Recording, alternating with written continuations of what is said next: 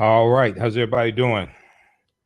Hotep, everybody. Hey, this is Michael Imhotep, founder of the African History Network, host of the African History Network show.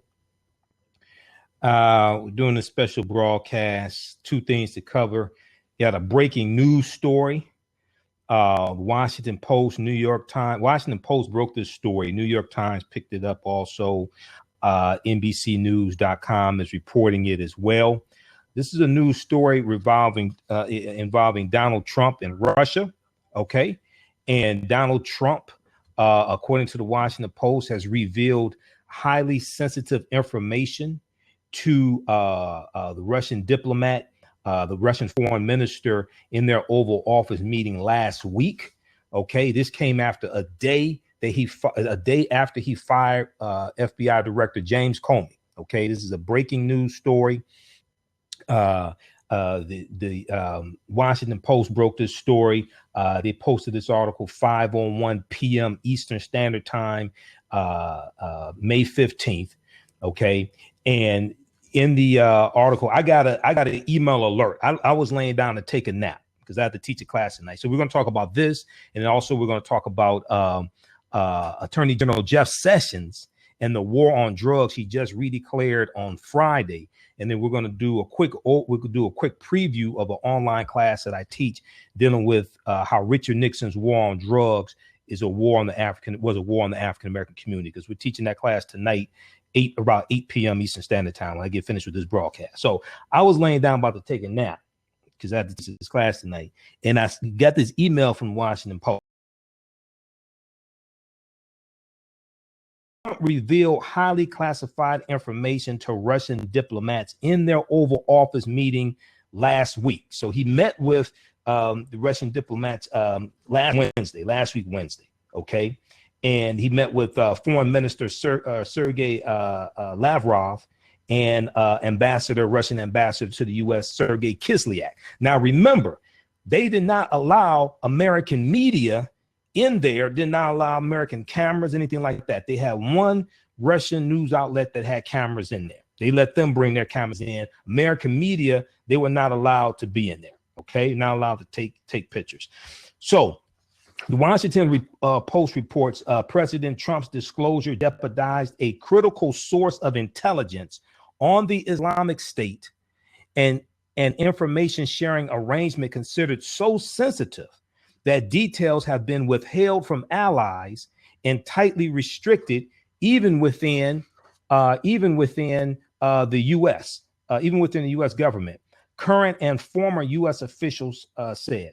Now, Trump's decision to share that information with Russian Foreign Minister Sergei Lavrov and Russian ambassador to the U.S., Sergei Kislyak, risks the cooperation of the ally in the intelligence sharing arrangement, which has access to the Islamic State's inner workings, officials said. Okay, so this is believed to somehow also tie into Syria as well. Okay, so Trump appeared to be boasting of the great intel, quote unquote, great intel he receives when he described a looming terror threat, according to an official with knowledge of the exchange. Senior White House officials took steps to contain the damage after the meeting, which took place in the Oval Office one day after Donald Trump fires FBI Director James Comey in the midst of a Bureau investigation into links between the Donald Trump campaign and Russia. One day after firing FBI Director James Comey, who's leading this investigation into links between the Donald Trump campaign and Russia, and also possibly colluding with Russia, after he fires the FBI director, he meets with these two Russian officials and discloses, according to the Washington Post, according to the New York Times, according to NBC News, he reveals highly sensitive classified information. Now, it is true. The president can declassify information that is classified. But before you do that, don't you think you should consult with some people on this before you just up and decide to just declassify something and show it to Russians? Don't you think you should say, wait a second, let's bring in, some military experts. Let's bring in some people who are experts in classified information. Let's consult with the DNI. Let's consult with the CIA, whoever collected this information. Don't you think you should consult with them before you start sharing this with Russians? When did Russia become an ally of the U.S.? When did Russia become an ally of the U.S.? Okay, so we're going to go over a couple of these articles. You're going to hear about this. Now, here's the thing, right? I have been telling, if you've seen my broadcast, how's everybody doing today? Everybody all right? Because I'm reading this, I'm like, we tried to tell people. I told people for months leading up to November 8th that this fool was crazy. I warned people about this fool, okay, that he's crazy, he's mentally unstable. We know that a group of 35 psychiatrists just last month at a conference at Yale University, they determined that he was mentally ill also, okay, as well. The rawstory.com has an article about that. And we'll pull that article up here, okay? And, a lot of African Americans knew that he was crazy. Now, those watching on Facebook, share this broadcast on your own Facebook page. Invite your friends to tune in, right? And to be Black in America, let's just keep it real, right? To be Black in America and to be able to survive, that you have to be able to quickly identify crazy ass white people. To be Black in America and to be able to survive, one of the skills you need is to be able to quickly identify crazy ass white people. Well, Black people have been saying for months, this fool's crazy. We told people this fool's crazy. Okay. But, people wanted to vote for white supremacy and racism and misogyny and put a sexual predator in office. So they voted for Donald Trump. And the studies have come out and they've shown that no, people, it wasn't the economy that caused the majority of people to vote for Donald Trump. It was white supremacy and racism. That's what caused them to vote for Donald Trump. Okay. Let's just be clear. Okay, so you have this article from rawstory.com. It's official. Top psychiatrists at Yale conference warn that Trump has a dangerous mental illness. It's official. Top psychiatrists at Yale conference, Y-A-L-E, Yale University, at a Yale conference warn that Trump has a dangerous mental illness. 35 psychiatrists gathered at a conference at Yale University to sound the alarm on what they believe is President Donald Trump's dangerous mental illness. Okay.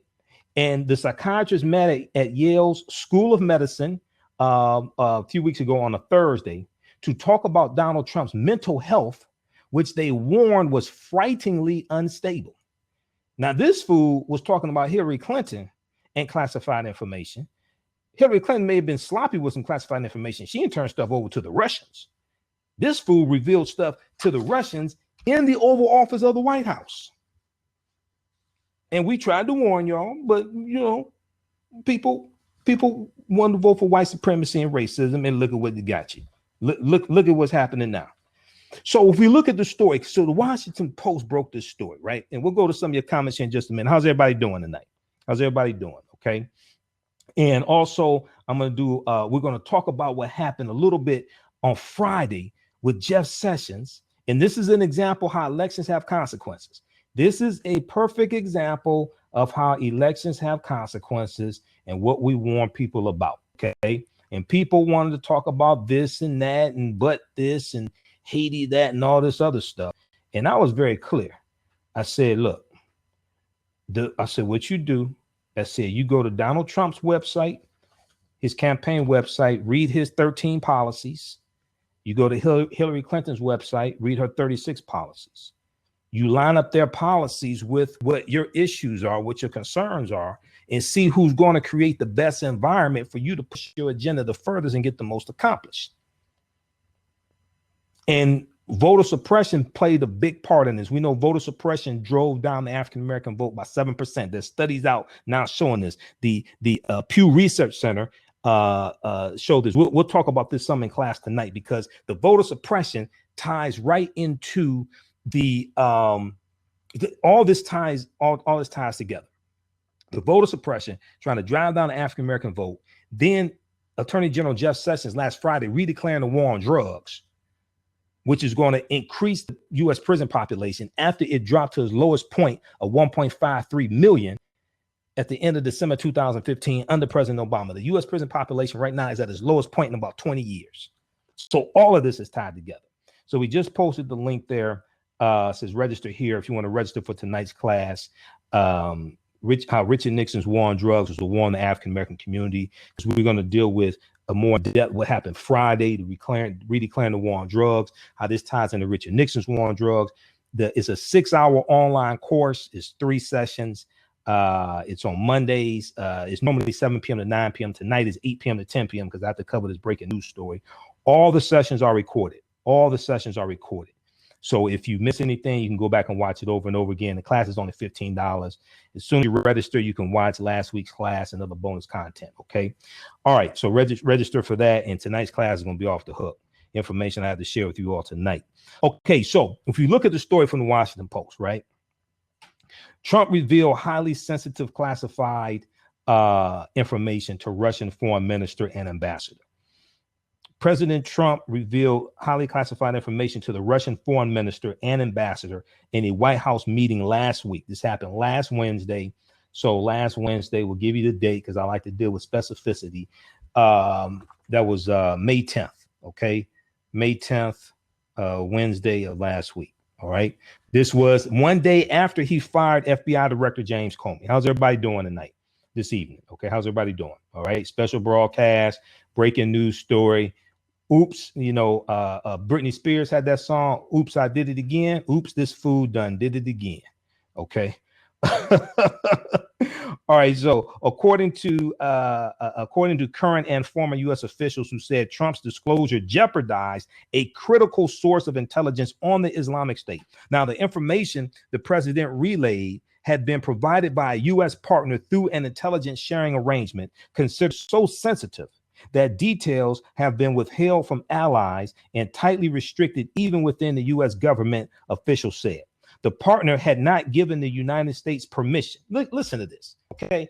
Listen to this. Now, the White House is denying this, but Sean Spicer and Sarah Huckabee Sanders just stood up there last week and denied that the firing of FBI Director James Comey had anything to do with Russia. And then this fool sat up there in an interview with Lester Holt and admitted it was related to Russia. So the surrogates from the White House don't have any credibility. Sean Spicer, look, I want you. Okay, you all see the broadcast I do. You can go back at our Facebook fan page, the African History Network, at the top or on the side, click on videos. You can go see the hundreds of broadcasts I've done. Okay. I watched the White House daily press conference, White House press secretary conference, right? I watch that usually on a daily basis. So I see the lies they tell. I watch it live. I see the lies they tell. They have no credibility. Kellyanne Conway, they won't even let her on Morning Joe. They won't even let her on MSNBC again on Morning Joe. She has no credibility. Omarosa, no credibility. Sean Spicer, no credibility. Sarah Huckabee Sanders, Deputy White House Press Secretary, no credibility. So they're saying, oh, this is not true. This didn't happen. Yeah, right. Yeah, right. So, okay, if that's the case, sue the Washington Post then if this is a lie. Sue the New York Times if this is a lie. Sue NBC News if this is a lie. If this is a lie, I want to see Trump sue them, and then they'll put him under deposition. So the partner had not given the United States permission to share the material with Russia, and officials said Trump's decision to do so endangers cooperation from an ally that has access to the inner workings of the Islamic State. Look what this fool just did. Now, what tomorrow? Okay, look, the White House press. If you want to get some popcorn, this is what you do. You get yourself some popcorn, and then tomorrow, either on Facebook, because thehill.com and Raw Story, especially The Hill, they broadcast the White House press conference live. You want to watch this tomorrow. This is must-see TV tomorrow, because probably Sean Spicer may not even be there tomorrow. He may hand it off to Sarah Huckabee Sanders, okay, to deal with this. Or they may cancel the White House press secretary briefing tomorrow. Who knows? But let's see how they try to deal with this tomorrow. Because if you watched it today, When the reporters kept asking the question, wait a second, has Donald Trump been secretly recording meetings inside the White House without people he's meeting knowing this? Do these tapes exist of him recording FBI Director James Comey? And Sean Spicer kept saying, well, the president has no further comment on this. So Hallie Jackson from MSNBC, the day at the White House press briefing, she said, how can people trust Donald Trump in a meeting if they don't know whether they're being recorded or not? Sean Spicer said, President Trump has no further comments on this subject. Yeah. Okay. All right. We tried to tell you this fool was crazy. How's everybody doing? We tried to tell you this fool was crazy. So the partner had not given the United States permission to share the material with Russia, and officials said Donald Trump's decision to do so endangers cooperation from an ally that has access to the inner workings of the Islamic State. After Trump's meeting, senior White House officials took steps to contain the damage, placing calls to the CIA and the National Security Agency, the NSA. See, there's so many leaks in the White House because there's so many people in the White House can't stand Trump. And a shakeup is coming in his administration, but he may be the one getting shook out. Now, I said from the beginning, number one, I said Donald Trump never wanted to be president. Donald Trump is a competitor. He wanted to win the presidency. He never wanted to govern. And at the beginning of the year, I said, I don't think this fool's going to make it to the end of the year. I really don't. I think either he's going to be forced to resign, or they're going to implement the 25th Amendment on him. Okay. Now let's go to the U.S. Constitution. Let's look at the 25th Amendment. And if you listen to my shows, things like this, you know, I carry around a copy of the U.S. Constitution with me, right? So everybody should get a book like this. This is called the Declaration of Independence and Other Great Documents of American History. The Declaration of Independence and Other Great Documents of American History. So in here, it has the U.S. Constitution, right? So if you look at the 25th Amendment, Section 4 of the 25th Amendment, this is what it says. Whenever the vice president and a majority of either the principal officers of the executive departments or of such other body as Congress may by law provide, transmit to the president pro temp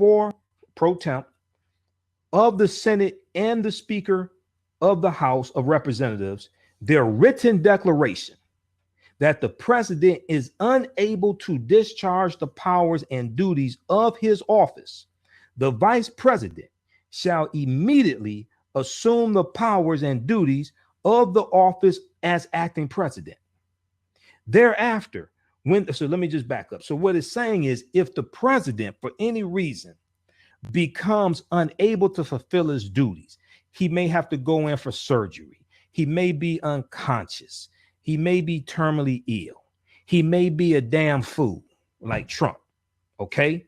Then what happens is that the vice president and a majority of either the principal officers of the executive departments or of such other body as Congress, a majority of Congress, may by law provide they can transmit power to the vice president to become acting president. Okay. This is the 25th Amendment, Section 4. Okay. Thereafter, when the president transmits to the president pro tempore, vice president of the Senate and the Speaker of the House of Representatives, his written declaration that no inability exists, he shall resume the powers and duties of his office unless the vice president and a majority of either the principal officers of the executive department or of such other body as Congress may by law provide, transmit within 4 days to the president pro tempore of the Senate and the Speaker of the House of Representatives their written declaration. Okay, you don't need to. Okay, you can read the rest of that yourself. Most important part is the first paragraph. Okay, So you can go to, if you want to read the U.S. Constitution, if you don't want to buy the book, totally understand that. You can go to archives.gov, archives.gov. That's the Library of Congress, right? I mean, that's the National Archives, archives.gov. All right. And at archives.gov, just search for U.S. Constitution. Okay. And you want to look at the 25th Amendment, U.S. Constitution, 25th Amendment. Okay. All right. Now, let me see what's going on here. Should be able to do comments. Okay. So let me post this here. Go to archives.gov. I'm posting it here on Facebook, archives.gov. Okay. And look at the 25th Amendment. Okay. Section 4. Section 4, 25th Amendment. All right. And, you know, when I was in high school, right, 10th grade, we used to have current events. Every Friday we had to bring in stories, current events, right? Have your kids taking stories like this about this damn food and say, we tried to tell you this food was crazy. Have them taking stories like this for for for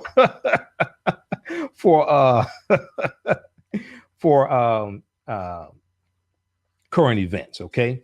All right. Now, the article from the Washington Post goes on to say, quote, this is code word information, end quote, said a U.S. official familiar with the matter using terminology that refers to one of the highest classification levels used by American spy agencies.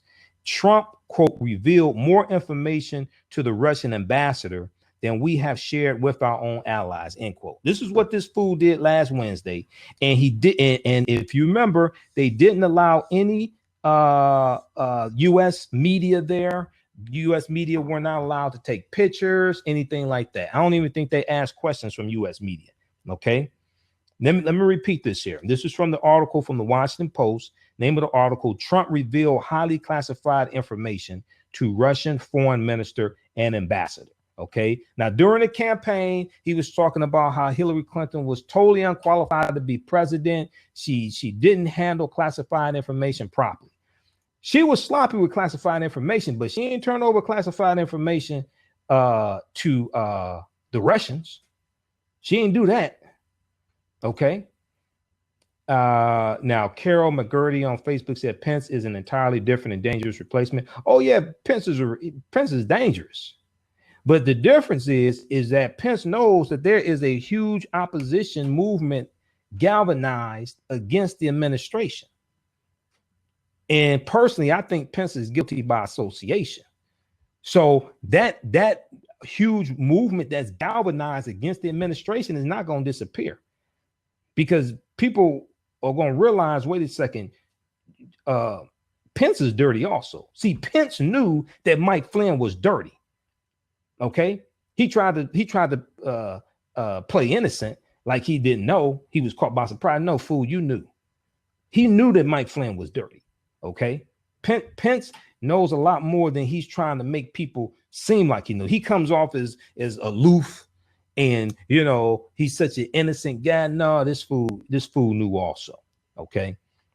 All right. So the partner, the intelligence partner, had not given the United States permission to share the material with Russia, and officials said Trump's decision to do so endangers cooperation from an ally that has access to the inner workings of the Islamic State.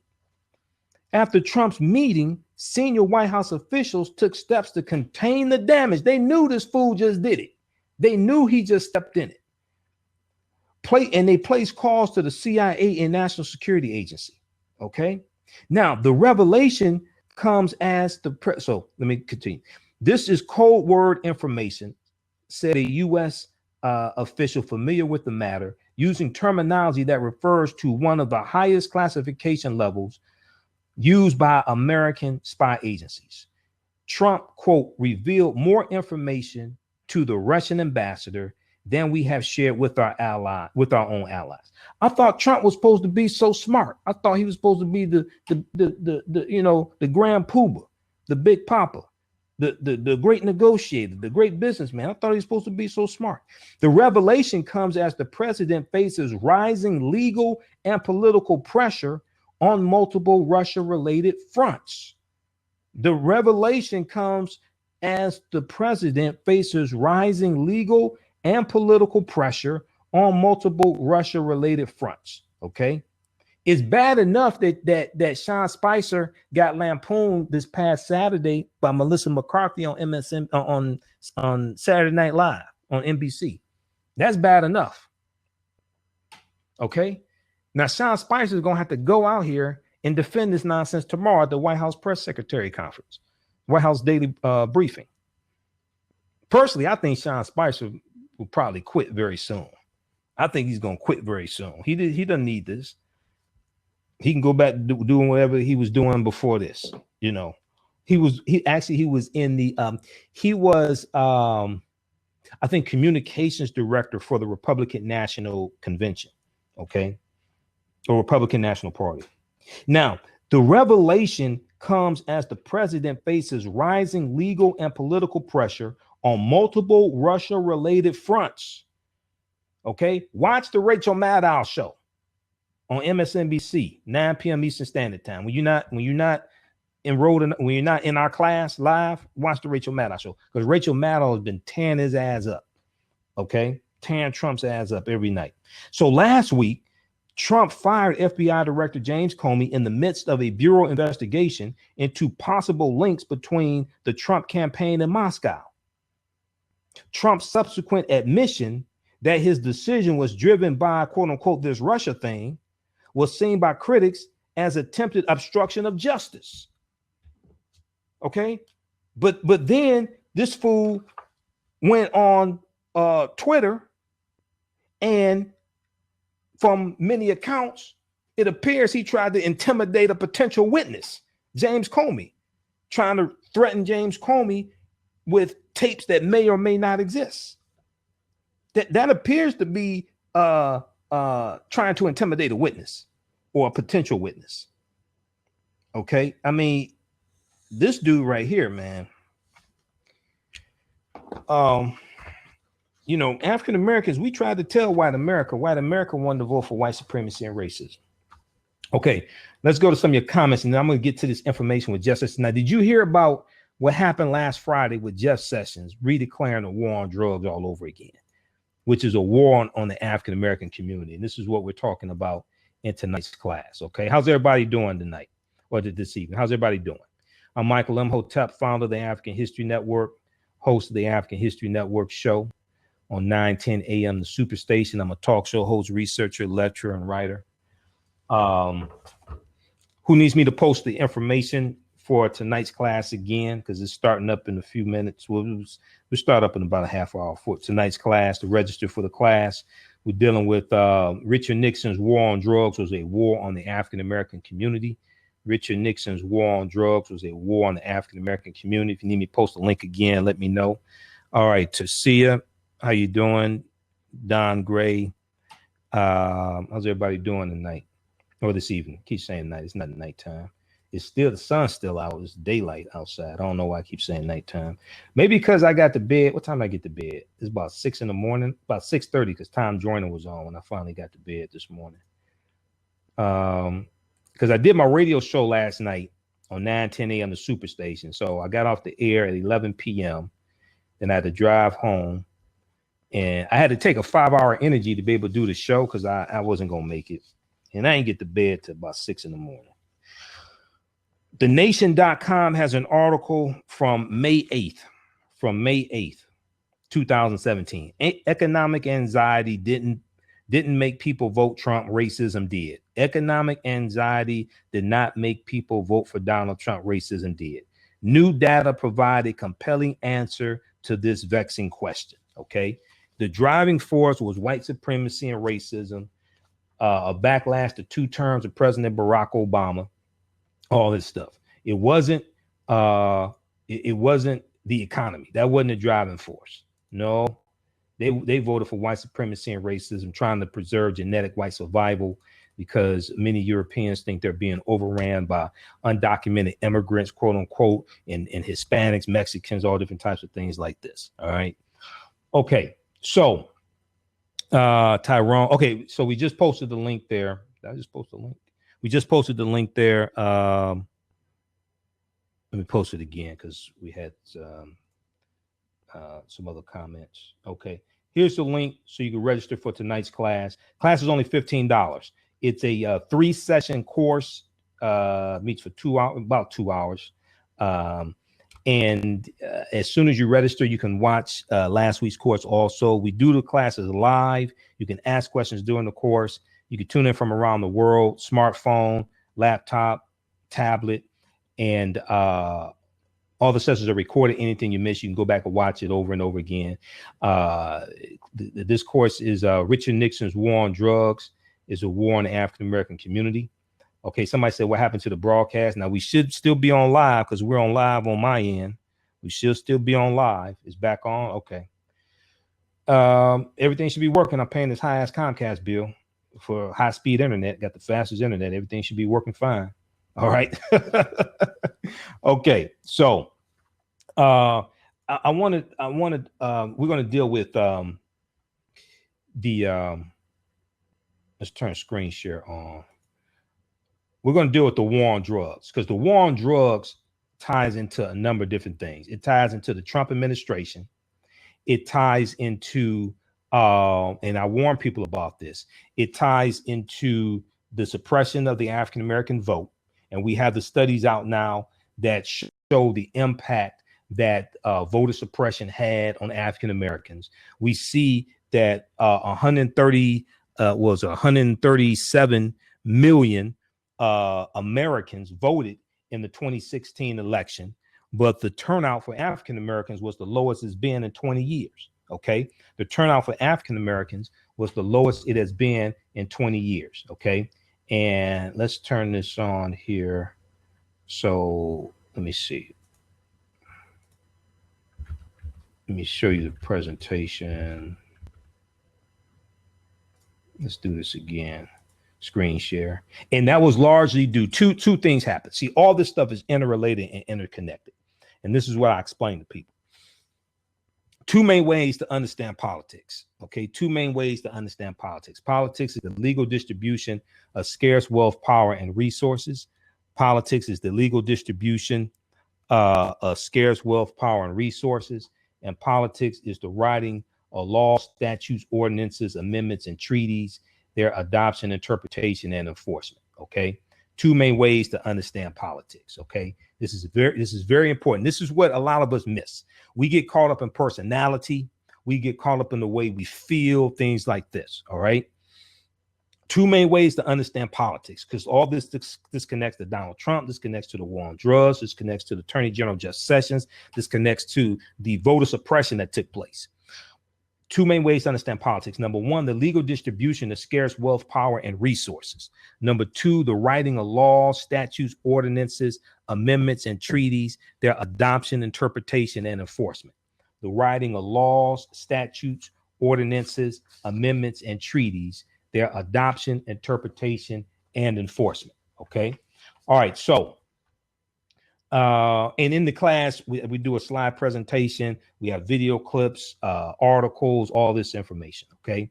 So at the African History Network, we focus on educating, empowering, and inspiring people of African descent throughout the diaspora and around the world, because right knowledge corrects wrong behavior. All right. And anytime I speak, I know I'm going to say some things people never heard before. I may say some things that people don't like. So I usually have people put their fingers together to form a circle. I usually say something like this: the space inside this circle represents my realm of knowledge. Everything that I think I know about whatever I think I know is represented within the circumference of this circle.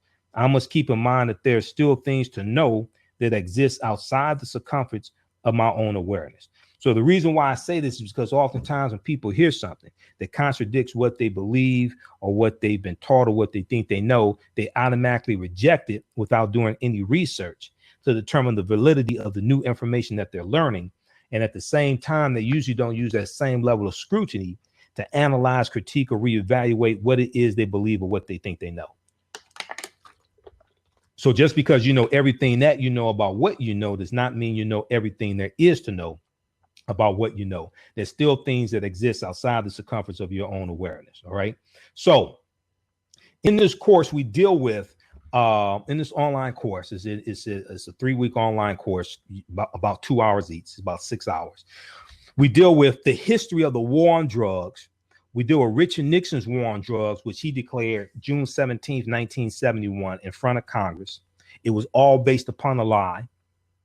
We deal with we go back to 1875 with the first drug laws, the anti-opium laws coming out of California.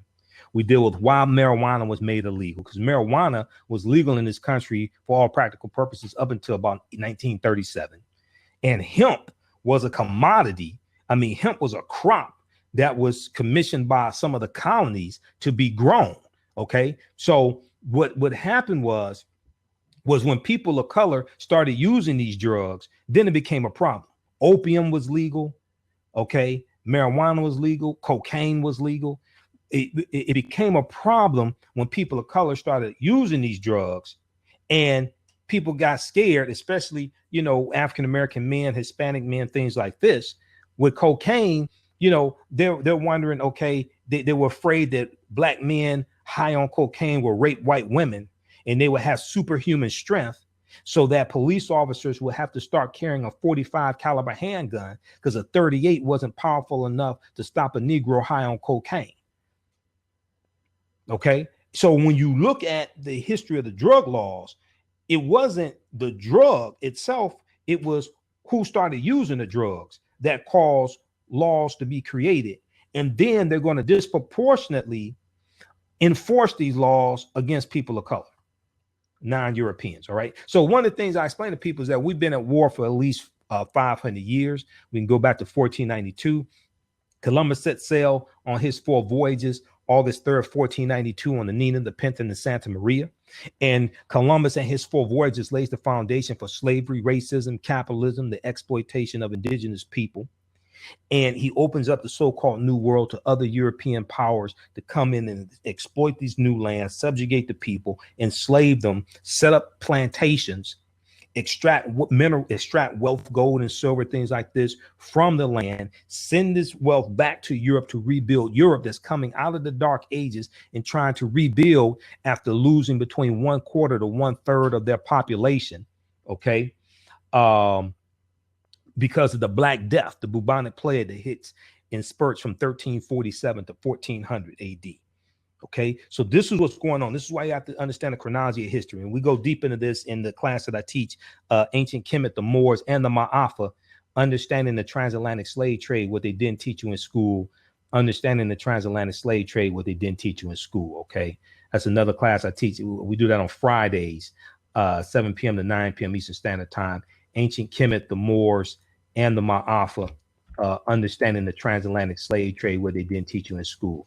If you want to register for that class, you can, we'll post a link here for Ancient Kemet, the Moors, and the Ma'afa.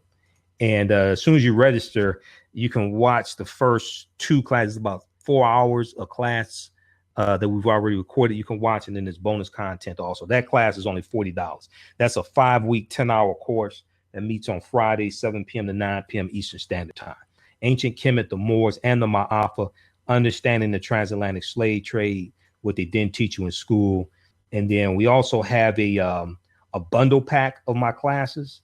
So you can register for the 4 classes I teach now. You can register for all 4 of those for $80, regularly $120. That includes tonight's class, Richard Nixon's War on Drugs, includes Ancient Kemet, the Moors, and the Ma'afa. Also, Empire Strikes Black, the propaganda of the media, and Great African Women in History, the Mothers of Civilization. All right.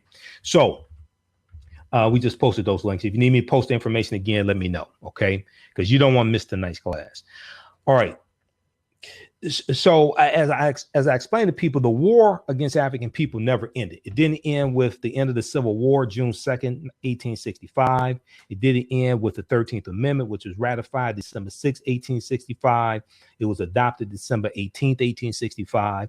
It's going to intensify December 24th, 1865. You all know what happened December 24th, 1865? You all know what happened December 24th, 1865, Pulaski, Tennessee. The Ku Klux Klan was founded.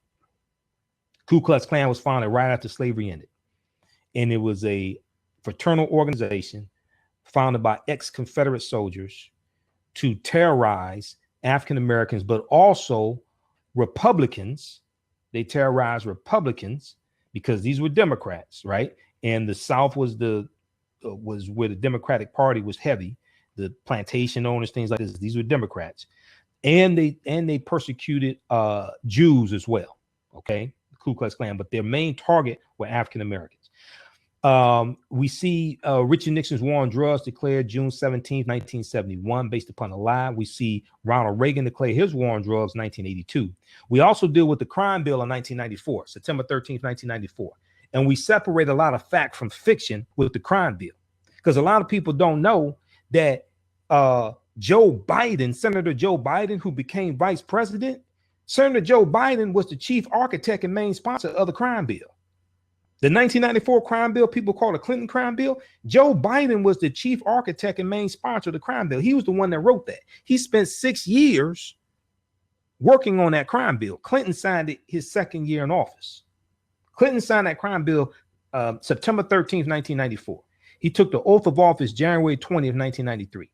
Joe Biden worked on that crime bill for 6 years. For 6 years. Okay? So a lot of people don't know this. All right. So let's continue here. All right. Now, one of the questions I ask, and we deal with a lot of articles, things like this in the course, right? Because one of the side effects of the war on drugs is the bombardment of viral videos of African Americans being shot and killed by police. Viral videos of African Americans being shot and killed by police. Whether it's body cam footage, a lot of it may be dash cam footage, or it may be cell phone footage, right? So AtlantaBlackStar.com had an article: frequent exposure to shootings of Black people can cause PTSD, post-traumatic stress disorder-like trauma. Frequent exposure to shootings can cause PTSD like trauma, research says. Okay. And they talk about how disturbing video of police shooting, okay, Black civilians are simply hard to escape once they go viral. That's been the case for most of the recent police shootings caught on tape. With so many images of violence and death permeating the social media space, some people find it necessary to unplug for a while. I'm one of them, because I watch between 6 and 10 hours of MSNBC a day. I do research all throughout the day. I do radio. I did national radio for years. Guest hosted Roland Martin's national radio show dozens of times. So if you used to listen to Roland Martin's national radio show, which he just ended December 30th, 2016, you've heard me on there. Guest hosted for Warren Ballantine for like 3 months back in 2014. And I do radio out of Detroit.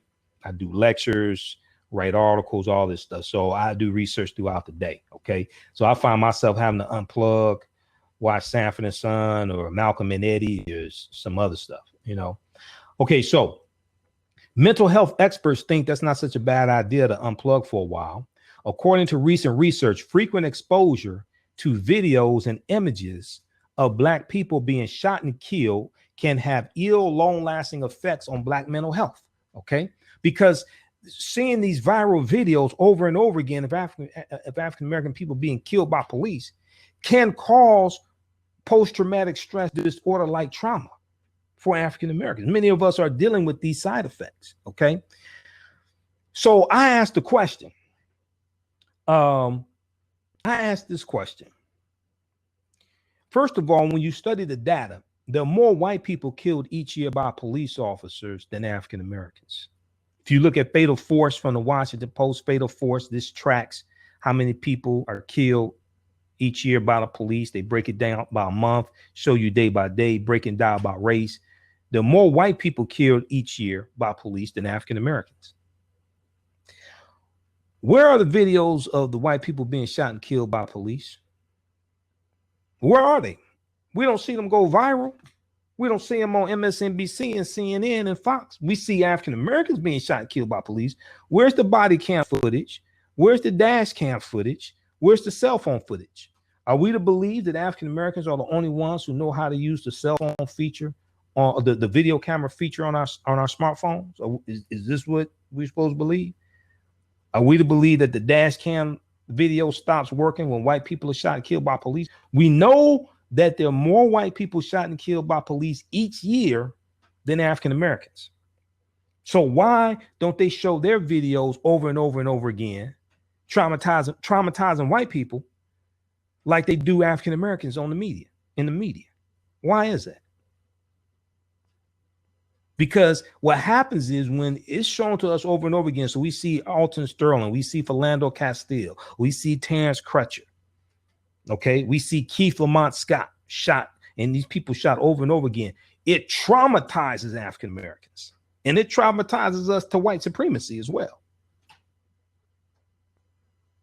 It's the same effect that the slave movies have, because the slave movies, the proliferation of slave movies, and now you can see a slave TV show each week underground. You can watch African people get the hell beat out of them every week and trying to run for their lives and escape to freedom. Really? This is entertainment? Are you serious? So what it does, it traumatizes you, because you're looking at horrors inflicted upon African people over and over and over again. And it's designed to keep you in a slave mentality.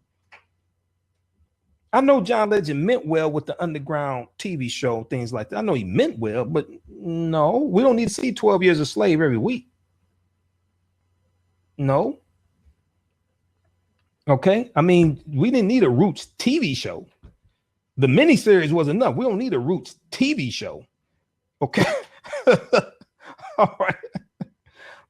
Okay. So, all right, let's continue. All right. So everybody tuning in, doing two things here. We talked about the breaking news story with Donald Trump.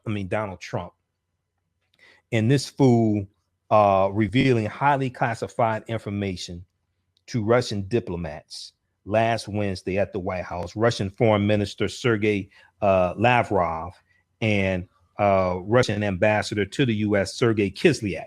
Now, Sergei Kislyak is the Russian ambassador that everybody met with, but nobody wanted to acknowledge that they met with him. They kept lying about meeting with Sergei Kislyak. And then they said, oh, there's nothing wrong with meeting with him. Okay, if there's nothing wrong with meeting with him, why'd y'all keep lying about meeting with him then? Okay, so so this fool, Washington Post, we had a story, they broke this story. Washington Post reported, President Trump's disclosures jeopardize a critical source of intelligence on the Islamic State, and information sharing arrangement considered so sensitive that details have been withheld from allies and tightly restricted even within the U.S. government, current and former U.S. officials said.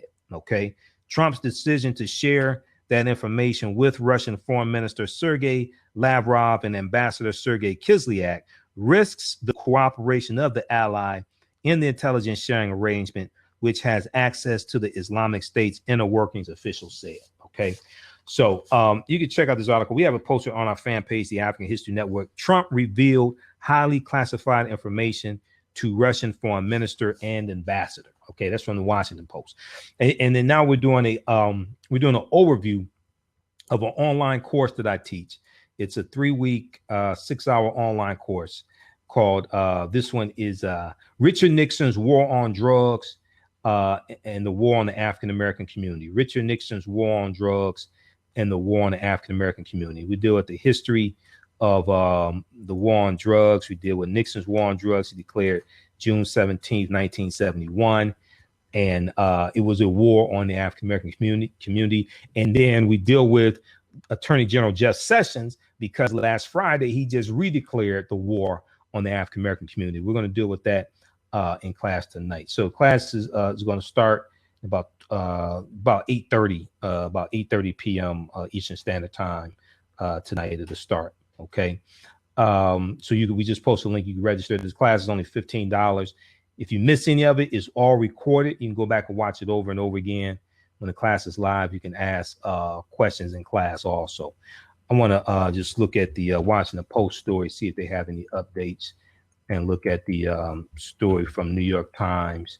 See if they have any updates also, and the one from NBC News. I want to see if they have any updates because H.R. McMaster's just spoke. His NSA director just spoke. Okay, so they updated it with the Washington Post. We'll look and see if there are any significant updates there with the Washington Post story. Okay. All right, so let's go back to this overview. How's everybody doing tonight? You enjoying this information? Everybody doing? You all learning anything? Okay, let's refresh this here. How's everybody doing? All right, we'll be here a little while longer. Okay. So you have this right here, right? And you have us being traumatized by the viral videos that we see of African Americans being shot and killed by police. But what a lot of people don't know, there's a study, there's a field of study called epigenetics. Okay, and epigenetics deals with how trauma alters your DNA. And you can pass on altered DNA to future generations. This is what epigenetics is about, okay?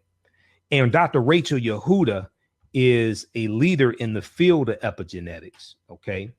And I've read about her. I've read articles about her. I read a article she did for the New England Journal of Medicine about 12 years ago, okay? I had to pay $25 to gain access to read this article. But she's done studies with Jewish Holocaust survivors. And study and AtlantaBlackStar.com had this article, "The trauma of slavery is encoded in the genes of Black people." The trauma of slavery is encoded in the genes of Black people. Studies done on Jewish Holocaust survivors show trauma is passed down from generation to generation through DNA. Over hundreds of years of slavery, is it plausible Black people have that traumatic experience encoded in their DNA? Over hundreds of years of slavery, is it plausible that African Americans, African people, have that trauma encoded in their DNA, that traumatic experience? And what happens is the FKBP5 gene of the DNA, FKBP5, gets altered, and it causes elevated stress hormonal levels when you experience trauma. This can happen when you experience trauma, rape, witnessing murders, going through the Holocaust, the Jewish Holocaust, things like this, experiencing trauma. And you can pass on that altered DNA to future generations. Okay, this is documented. Epigenetics, EPIGENTIC, epigenetics. Research that. There's a whole field of study that a lot of people don't know anything about. Okay. All right. Now, this is Richard Nixon, and to the left of Richard Nixon is John Ehrlichman. Okay. Now, John Ehrlichman was Richard Nixon's domestic policy advisor, And Ehrlichman also went to prison behind Watergate. Keep in mind, okay, with Nixon didn't go to prison. Nixon resigned from office. They drew up the impeachment charges, right? And the first charge was obstruction of justice. But Nixon wasn't put on trial, okay? He resigned from office before he was put on trial. He gets a pardon from Gerald Ford, who became president. He gets a pardon from Gerald Ford. He doesn't do any prison time. It was over 40 people around Nixon who went to prison. Over 40 people around Nixon went to prison behind the Watergate break-in and the cover up, all this stuff. John Ehrlichman was one of them. He did 18 months in a federal prison. Okay. So in April of 2016, the cover story for Harper's Magazine was called "Legalize It All." Legalize It All, How to Win the War. Okay. And this dealt with the war on drugs. All right. And if you need me to post a link So you can register for tonight's course that we're going to start shortly. Richard Nixon's War on Drugs and the War on the African American Community. Let me know. If you need me to post a link for Ancient Kemet, the Moors, and the Ma'afa, understanding the transatlantic slave trade, let me know also. Okay, so what happened was Dan Baum, a writer and author named Dan Baum, interviewed interviewed John Ehrlichman in 1994. Okay, and he wrote about the interview in the 2016 cover story article. All right, and the what he said that John Ehrlichman told him was, he said the war on drugs. He said, you want to know what the war on drugs is really about? He said, I'll tell you. He's talking about Richard Nixon's war on drugs. He said the war on drugs was a war on the anti-war left, the hippies, okay, the anti-war left, and the African-American community, okay? And he said that we knew we could not make it illegal to be against the war or to be black, okay? But he said by associating the anti-war left, the hippies, with marijuana, and associating the African-American community with heroin, he said we knew we could criminalize them. We could do surveillance on them. We could raid their offices, lock up their leaders. He said we could run stories about this every night on the evening news and basically convince the American public that this was so. Okay. He said, did we know it was a lie? He said, yes, we knew it was a lie. All right. So this is what the war on drugs was all about. And John Ehrlichman admitted this. Okay. Now, if we go back and we look at the early anti-drug laws, which were the anti-opium laws of 1875 in San Francisco. Okay. And we deal with how did the United States entangle itself in a policy of drug prohibition that has yielded so much misery and so few good results. All right. Americans have been criminalizing psychoactive substances since 1875. But it was John Ehrlichman's boss, President Richard Nixon, who declared the first war on drugs and set the country on the wildly punitive and counterproductive path it still pursues. Okay. So we get into all this in the class. We also deal with the impact the media has. Okay. Because the media plays a big part in this. And my degree is in business administration with a major in marketing. I've been studying media for 25 years in African history, African-American history, entrepreneurship, all different things like that, economic empowerment for 25 years. There's an article from, and I do a presentation. I do presentations dealing with the impact, the effect that media has on us. We have a lecture that I've done, Empire Strikes Black, the propaganda of the media. Empire, TV show Empire, Empire Strikes Black, the propaganda of the media. We deal with the history of negative stereotypical images, the effects of the media on us, things like this. I break down the TV show Empire. We have a class starting up on that tomorrow night, also, or Tuesday evening, 7 p.m. to 9 p.m. also. But this article from thinkprogress.org, how news outlets help convince you that most criminals are black. How news outlets help convince you that most criminals are black. And what this article deals with, it deals with a study from Media Matters of America, a study from Media Matters of America. Okay. And this study deals with how there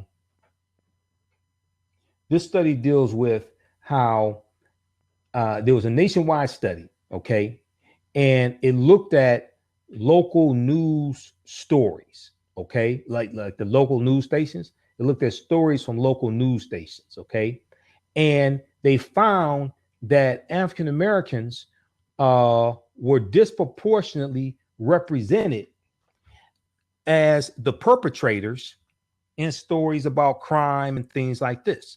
Okay, African Americans were disproportionately represented as the perpetrators. So, for instance, they give the example of New York City. Okay, in New York City, African Americans make up 75% of criminals discussed on local news channels, but they only make up 51% of those who are actually arrested. So people are being bombarded with these images of Black people being criminals, rapists, murderers, things like this, drug dealers. But Europeans are being protected. Their images are being more protected. But it's the producers of the local news shows that determine which stories that get covered. Usually, that's usually the producers. They usually determine which stories get covered. Usually, the producers are white. Okay, so these are some of the things we deal with in the course, and we also deal with the changes in the war on drugs that have been taking place, changes in drug laws, things like this, and we deal with Nancy Reagan. We deal with Nancy Reagan's Just Say No campaign. Okay. 1986, she goes on Different Strokes with the Just Say No campaign. The Just Say No campaign helped lay the foundation for the school to prison pipeline, because we deal with the origins of the school to prison pipeline.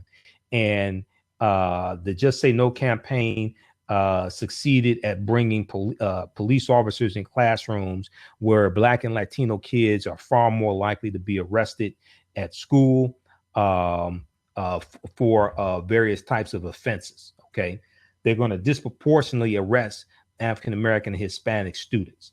And she was on Different Strokes. Okay, I remember when it happened. She was on Different Strokes, 1986. I saw it live when it happened. Okay, and the Just Say No campaign did not work. That came out of Operation Dare out of Los Angeles. The Just Say No campaign did not work. Okay, Dare, drug abuse resistance education. Dare, drug abuse resistance education. Okay, but what it did do was it helped lay the foundation for the Drug-Free Schools and Communities Act of 1986. Okay, this is an act that Congress passed. Okay, so fears of children getting addicted to drugs gave rise to the school to prison pipeline.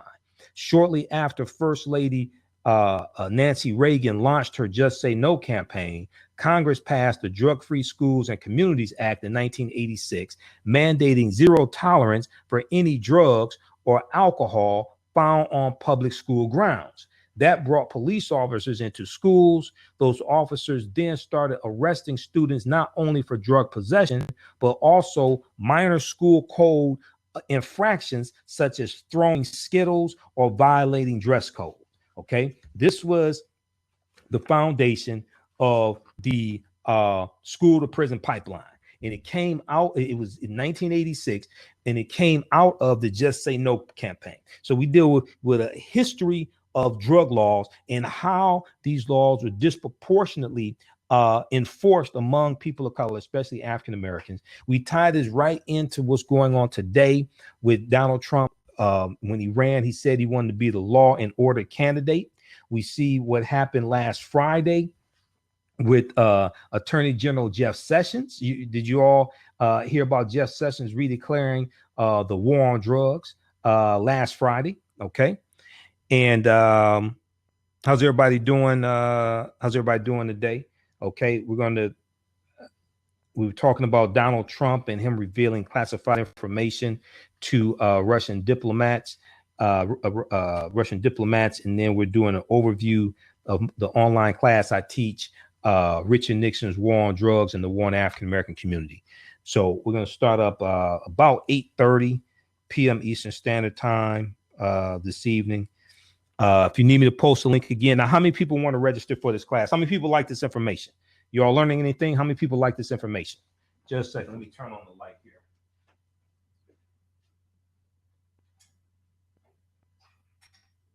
We got to turn on the light on the other side of the studio.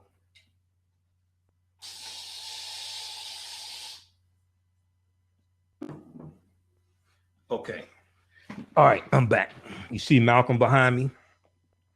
We got to turn on the light on the other side of the studio. Okay, Francis, I'm sorry. Michelle, how y'all doing? Lakeem, Cynthia, how's everybody doing? Okay. All right. So what I'm going to do, I had to refresh my screen there. Here's the link for the register for tonight's class. Class is only $15. It's a 3-week course. It's 2-hour sessions. This evening we're going to start up about 8:30 p.m. It's normally 7 p.m. to 9 p.m. All the sessions are recorded. We do it live. All the sessions are recorded. If you miss anything, you can go back and watch it over and over again. Okay. So last Friday, right?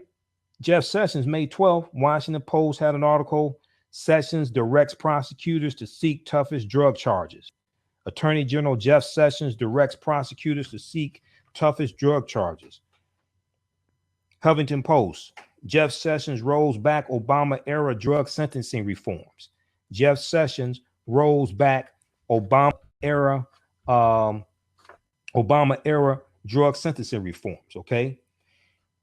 Attorney General Jeff Sessions overturned the sweeping criminal charging policy of former Attorney General Eric Holder and directed his federal prosecutors to charge defendants with the most serious, provable crimes carrying the most severe penalties, where all of the carrying the most severe penalties. And I asked the question, where are all the black people who told you don't vote?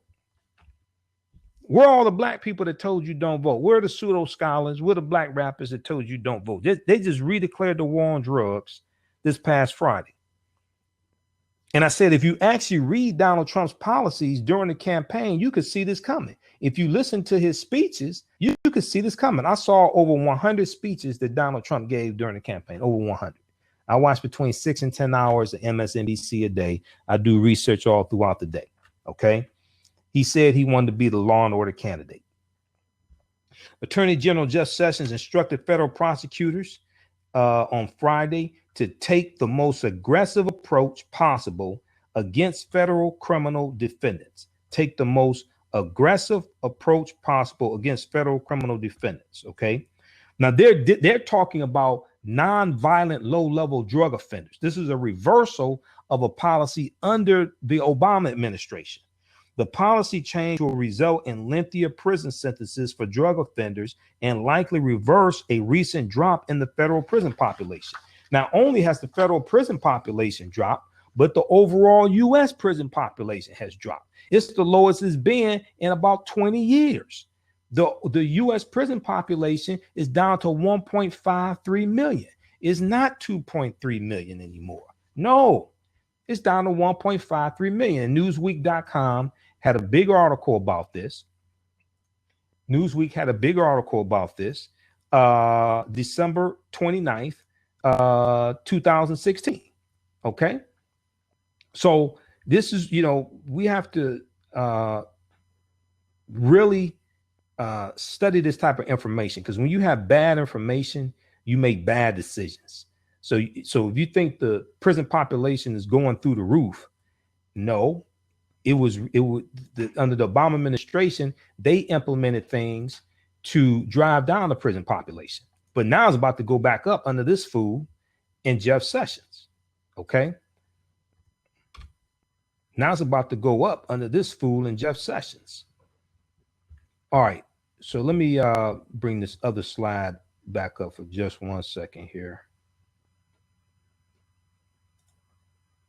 Hold on. Okay. Just a second.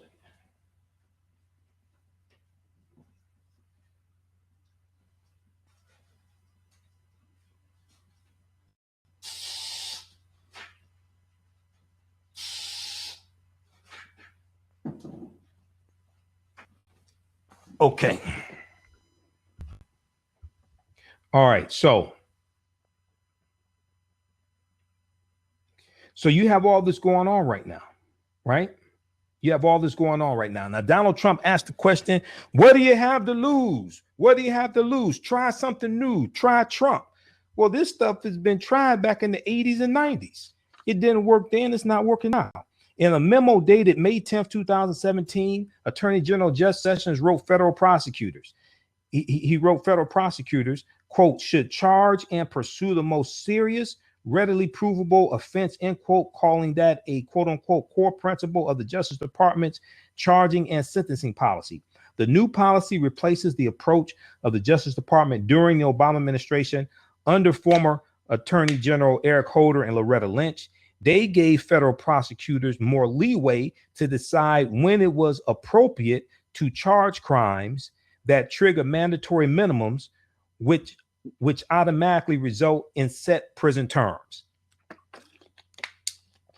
So you had this change under the Obama administration because President Obama saw, he understood the he understood the policies of the George W. Bush administration and how this was putting a lot of African Americans and Hispanics, et cetera, into prison and driving up the prison population, U.S. prison population. We posted the link to the article from Newsweek.com. In that article from Newsweek.com, the U.S. prison population exceeded 1.5 million in 2015. Okay, the U.S. prison population exceeded 1.5 million in 2015.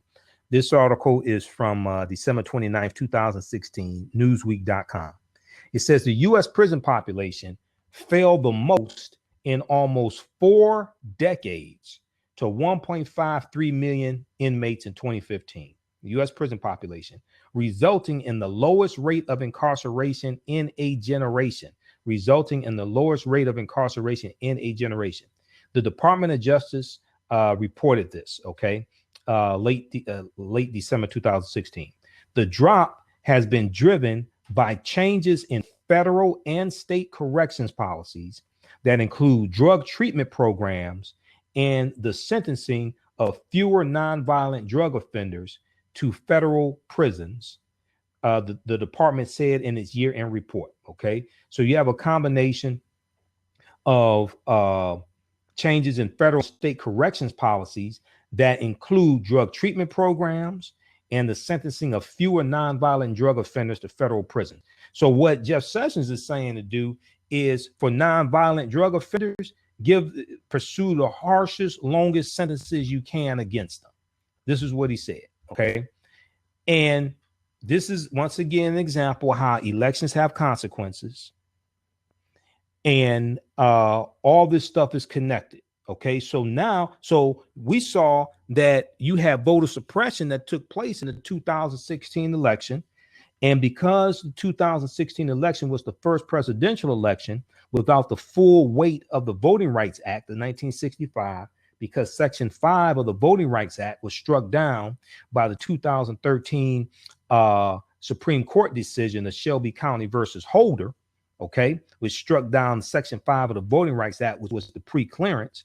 So as soon as that happened, you started having a new round of voter ID laws implemented. So we saw 14 states with new voter ID laws, and they were doing things like reducing the amount of weeks of early voting, reducing the number of weekends you could have souls to the polls, all different types of things like this, right? So Pew Research Center, they have an article from May 12th. They have the report that came out May 12th, 2017, pewresearch.org. Black voter turnout fell in 2016, even as a record number of Americans cast ballots.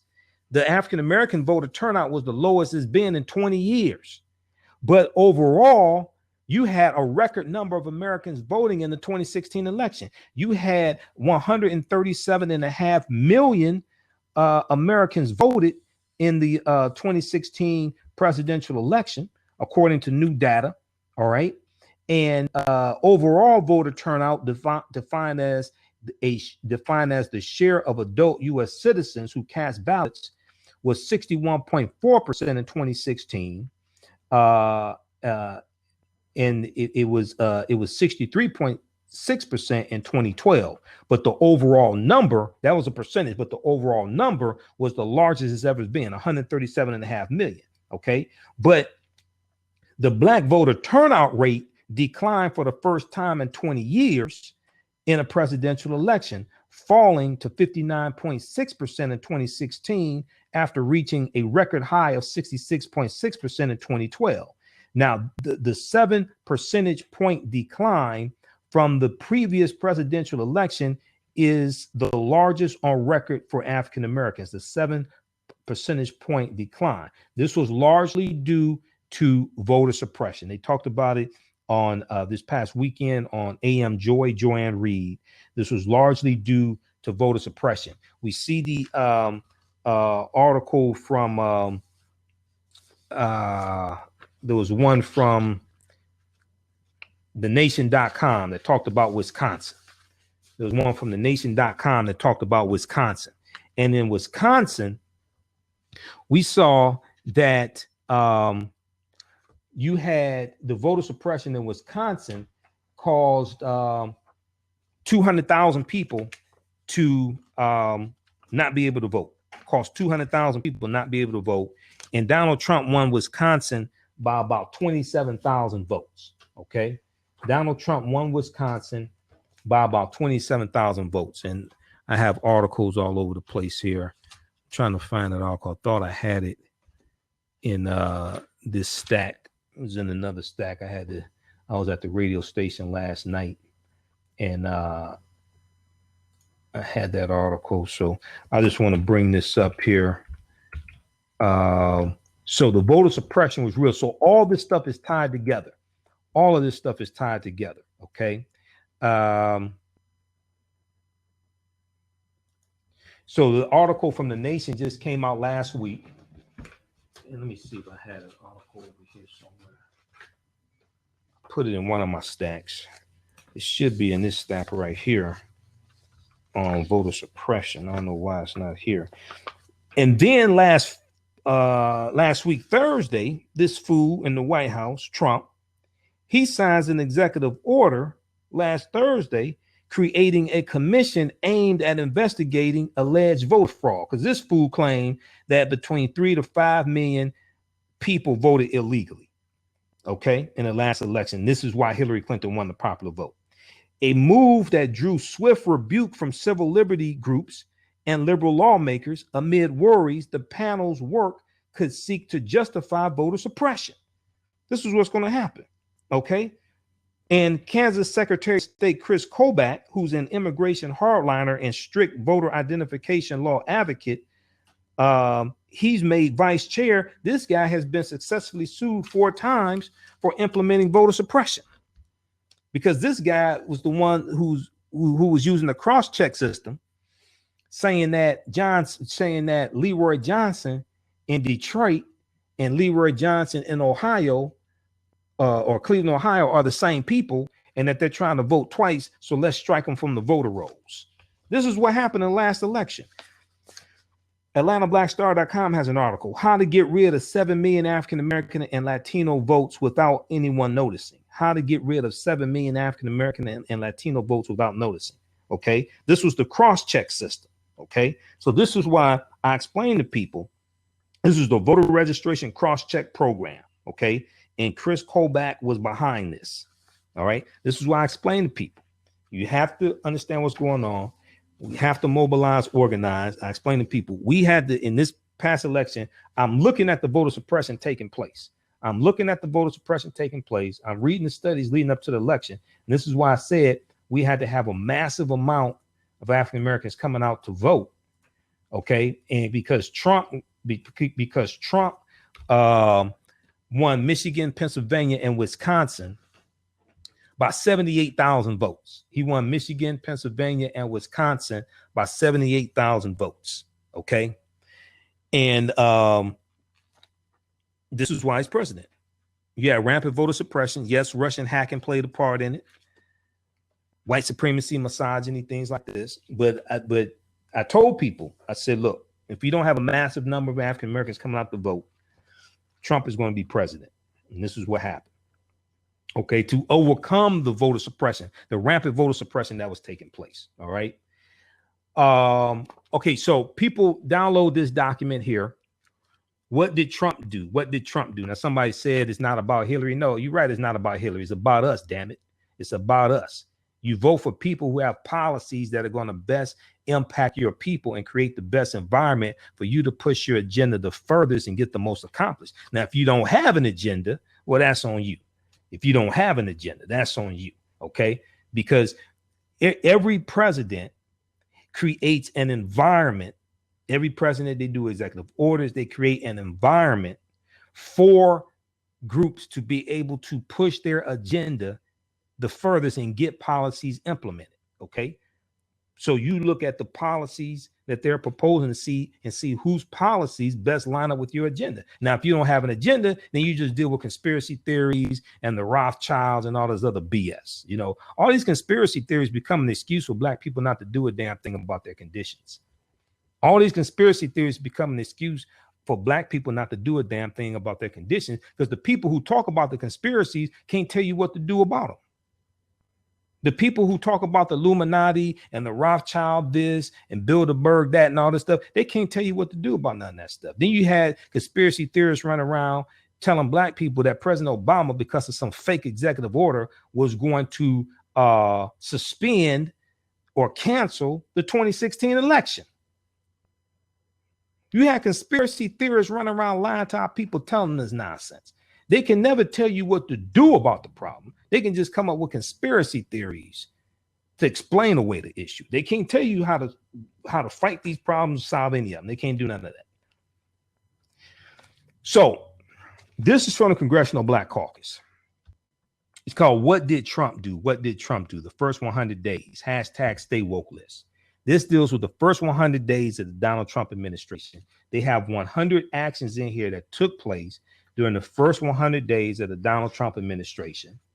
And they deal with how policies, executive orders, policy changes, nominations he made, appointments to Secretary of Commerce, Betsy DeVos, Secretary of Education, how all these actions negatively impacted the African-American community. This deals with the first 100 days of the Donald Trump administration. Donald Trump said, what do you have to lose? He said, I'm going to take care of African-Americans, all this stuff. No, he was lying, and he's been hell ever since. He took the oath of office January 20th, 2017. You can download this from our website, AfricanHistoryNetwork.com, AfricanHistoryNetwork.com. Okay. Okay, Joel, I don't deal with opinions. I deal with facts and evidence. Did you actually go read Hillary Clinton's policies? I heard speeches she gave, but I actually went and read her 36 policies at her website. Hillary Clinton had a criminal justice reform program. Donald Trump had no criminal justice reform program. Donald Trump has no criminal justice reform program. Donald Trump is not for criminal justice reform at all. He's an advocate of privatized prisons. He was Core Civic and Core Civic, that used to be Corrections Corporation of America, and Geo Group donated almost $600,000 to his campaign. He said, if you actually, this is, we see, I don't deal with opinions. I deal with facts and evidence. This is why you have to go read their policies, because what Trump is doing now, if you read his policies, you could see this coming. If you went to, this is why I told people leading up to the election, I said, go to DonaldJTrump.com, read his 13 policies, go to HillaryClinton.com, read her 36 policies. If you read Donald Trump's policies, you could see this stuff coming. What he said he was going to do, this is what the fool's doing. If you read the policies. Now, the mistake that people make is that after the election, they sit back and do this and wait for the next election. No. Voting is what you do in between activism. Voting is what you do in between the activism, in between the organizing, in between the pushing your agenda. See, I'm on the board of Grits and Politics here in Detroit. I'm on the board of Grits and Politics here in Detroit. So we're very active in politics. Okay. And you have to understand that politics, and we have to have a synthesis of the African history, culture, economic empowerment, and politics. Totally understand that. My degree's in business administration. Totally understand that.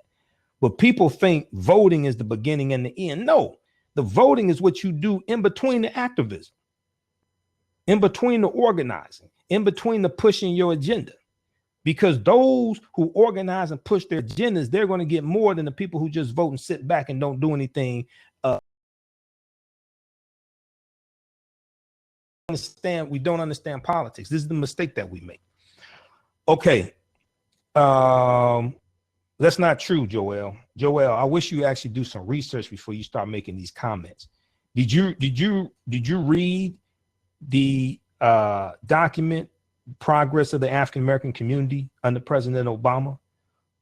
Did you read that? So a couple of things you're telling me, Joel. Number one, you're not an activist.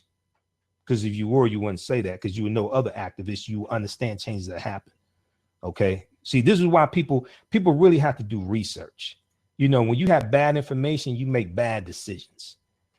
What you read, see, and hear influences the way you think, feel, act, and behave. And when you have bad information, you have bad decisions. Okay. So people who are not activists sit back and say, oh, they ain't gonna do anything for black people. No, because you ain't make them do anything. This is why.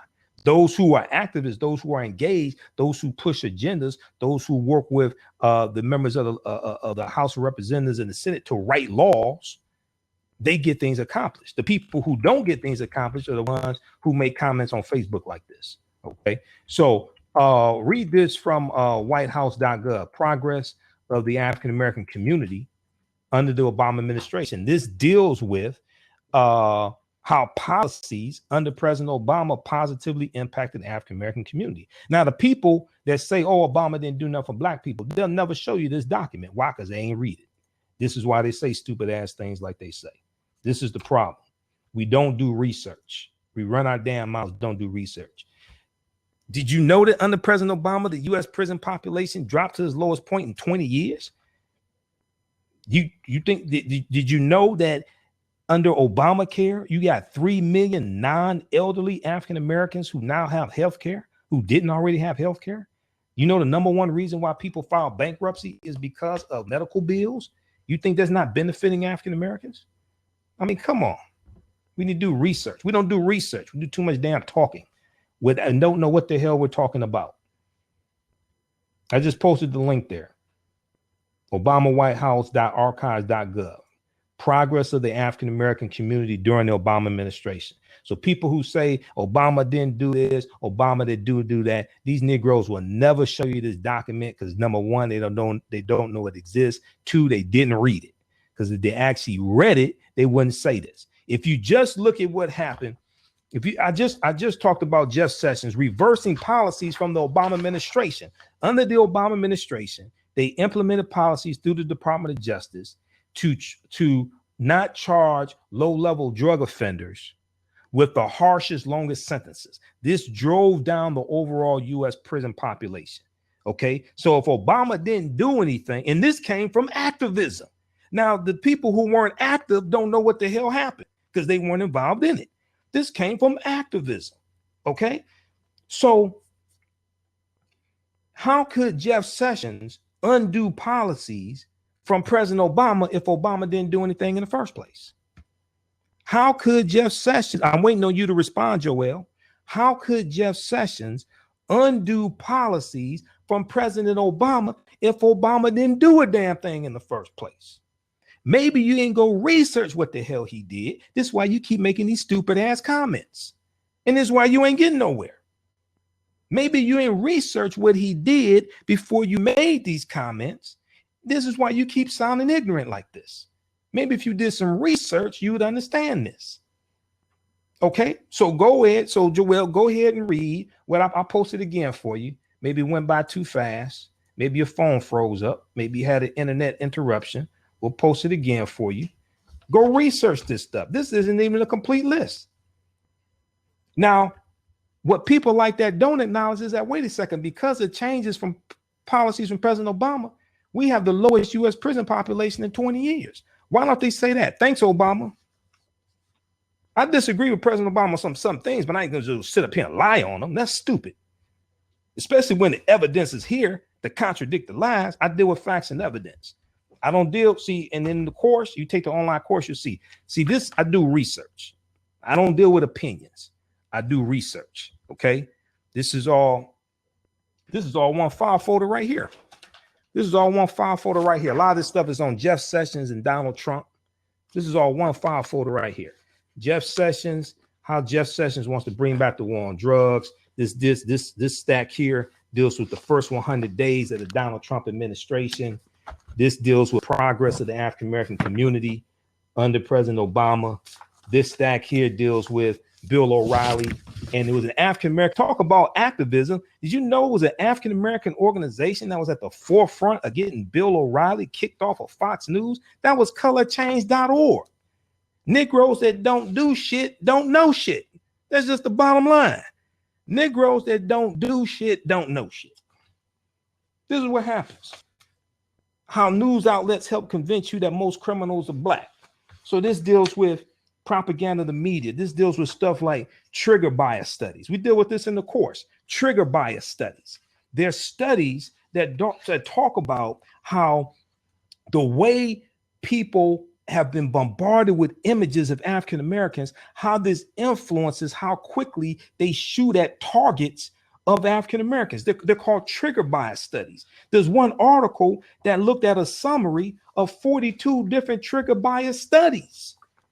These are things we deal with in the course. People that don't study shit don't know shit.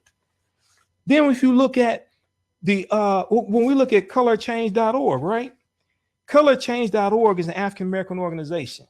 They were at the forefront of contacting advertisers and putting pressure on advertisers to get them to withdraw economic support from the O'Reilly Factor TV show that got Bill O'Reilly kicked off of Fox News after having the #1 cable news show for about 15 years.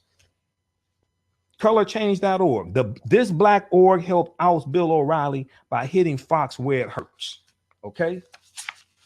December 2014. Now, people that don't do anything don't know anything. The TV show on VH1, Sorority Sisters. Why was that TV show kicked off the air? Because African-American organizations organized, they put pressure on the advertisers, and 19 advertisers withdrew economic support from that TV show, and they put it on the show. You haven't heard anything about it since then. Advertisers pull out over backlash against Sorority Sisters. Advertisers pull out over backlash against Sorority Sisters. That's from theroot.com. There's a stack of articles here dealing with, okay, yeah, this is dealing with economic withdrawal strategies. This is dealing with economic withdrawal strategies and redistributing the pain. This is research. I'm not playing games.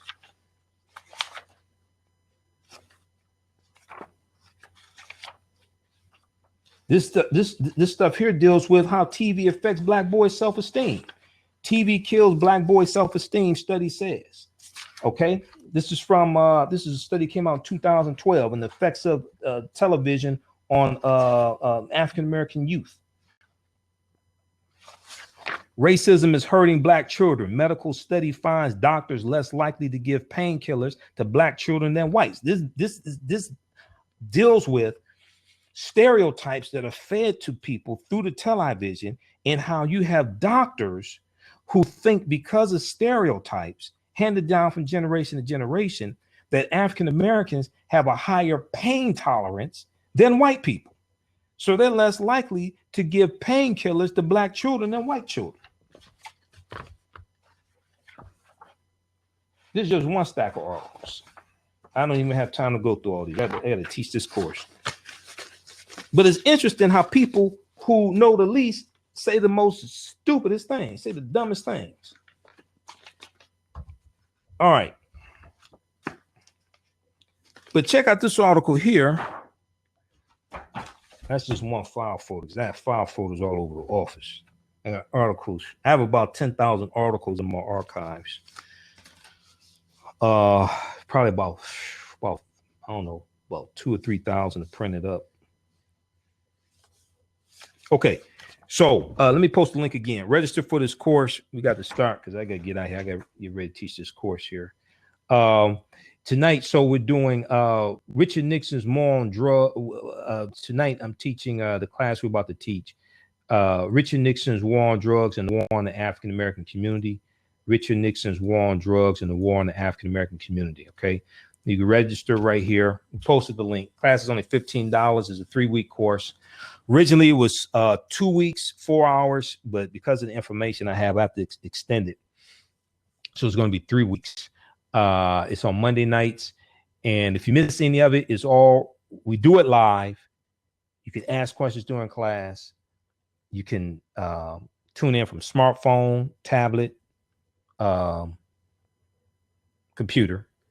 It's all recorded. If you miss any of it, go back and watch it over and over again if you miss any of it. Okay.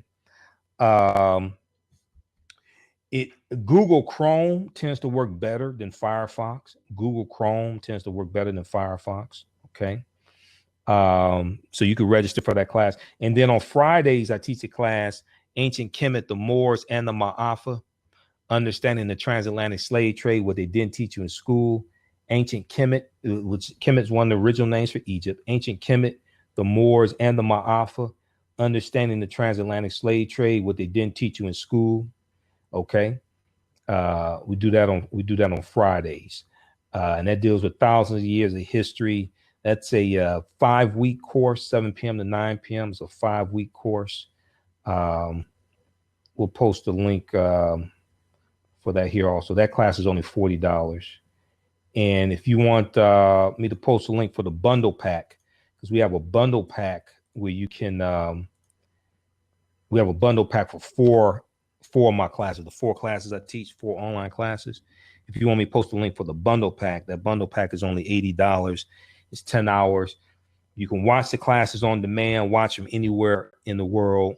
You don't have to tune in live to the course, okay? Isn't it interesting how the people who talk about all these conspiracy theories, you ever notice they're usually broke as hell? You ever notice that? You ever notice the people who know about all these conspiracy theories, number one, can't tell you what to do to fight against this conspiracy. Number two, they're usually broke as hell. You ever notice that? Okay. All right. Okay. So did you all learn anything? Okay. So let me go to some of your comments here. We've got Corian Gibson. Okay. Appreciate you, brother. All right. Thank you. Linda, whatever you think, you're special or something. All right. I don't know what that means. Carrie, how you doing, Carrie? Anthony Sasser. Linda, thank you for the wealth of critical information. Samia said God did. Okay, I think there's a previous conversation. Erica Clark said strengthen the level of awareness. Erica says sharing and talking more about these topics helps. Yeah, because so many of our people don't know any of this information, which is we're in the information age, and many of us have less information than ever before. You know, we're in the information age, but many of us have less information. Kenny Bay said there are a lot of blacks who don't vote, don't engage in activism, don't really even give a care about politics or history. How do we get them to engage? So Kenny, one of the ways we get them to engage, we have to understand how politics impacts every aspect of our lives.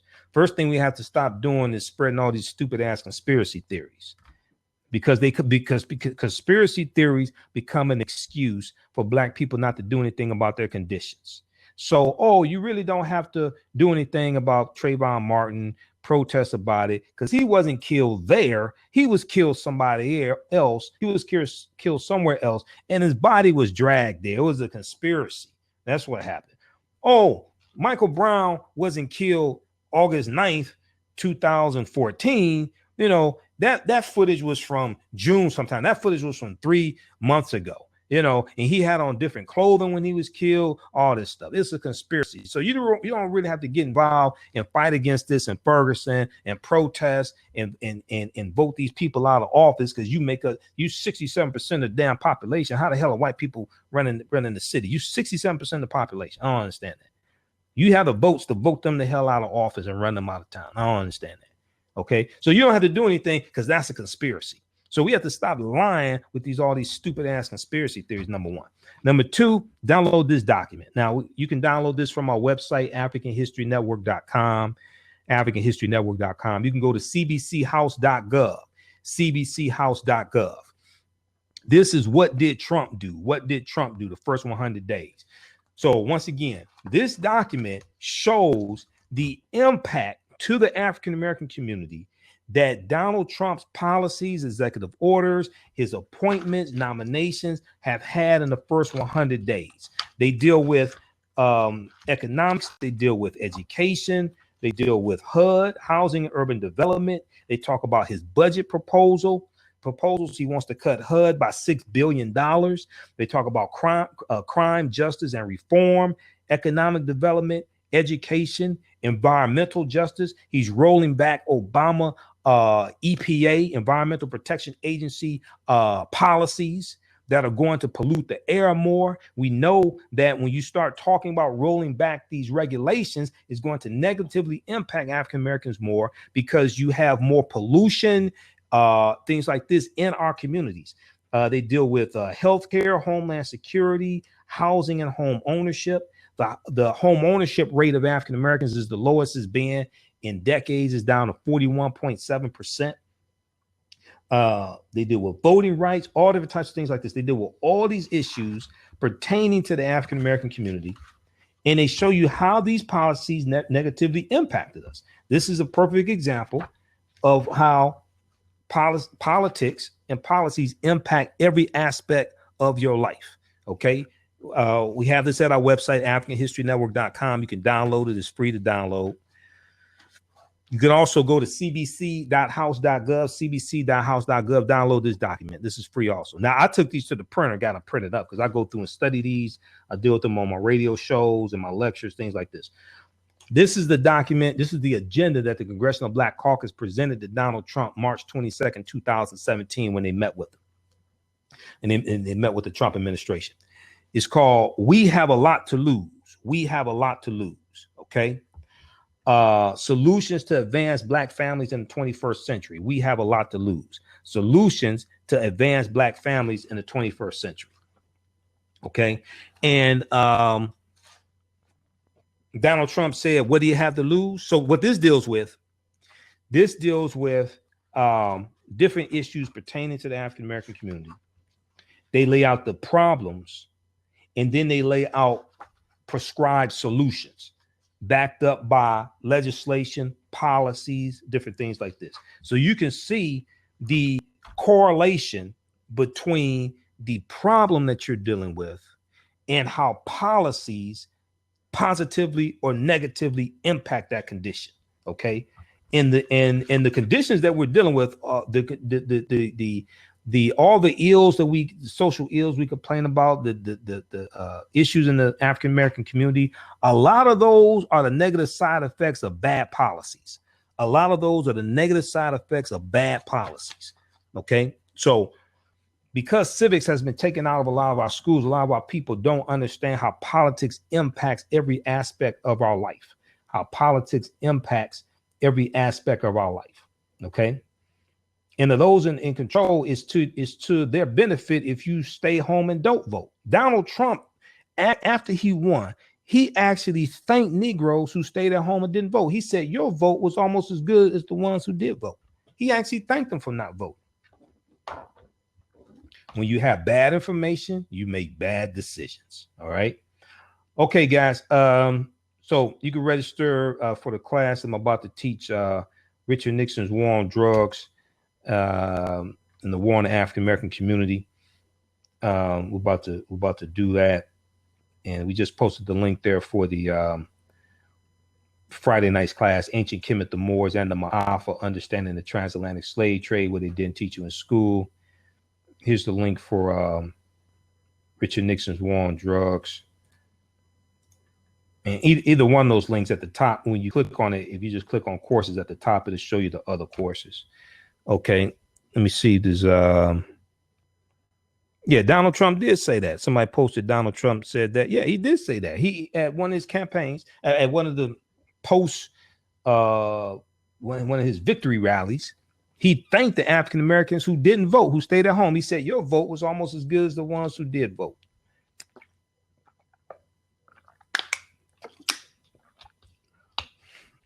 All right.